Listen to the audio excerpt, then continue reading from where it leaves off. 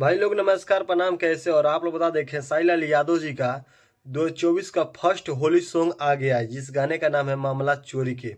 दोस्तों आप सबको बता दें, इस गाने में आप लोग सुनेंगे तो सबसे पहले चोरी के बारे में आप लोग जान जाएंगे। उसके बाद दोस्तों बता दें कि 2-3 दिन से हम खेसारी लाल यादव जी का कोई भी अपडेट नहीं दे रहे थे, उनके टीम के द्वारा जो भी आ रहा था। लेकिन दोस्तों 2-3 अपडेट जो बाकी है वो आज आप लोग के बीच में बता देते हैं। तो दोस्तों पहले 2 दिन पहले अखिलेश कश्यप जी का जन्मदिन था, तो उनके जन्मदिन की बहुत बहुत शुभकामनाएं हैं। और आप लोग बता दें आज की डेट में प्रयाग पाटिल जी का जन्मदिन था, वो चीज़ भी आप लोग बता देते हैं।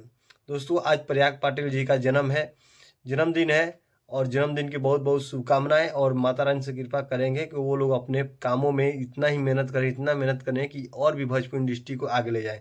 दोस्तों अब बात करते हैं खेसारी लाल यादव जी का गाने का अपडेट को लेकर।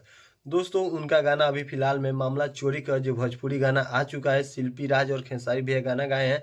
इस गीत को लिखे हैं कृष्णा बेदर्दी जी और मामला चोरी के है। उस गाने का बारे में आप लोग जानना चाहते हैं तो जरूर आप लोग इस वीडियो को देखिएगा।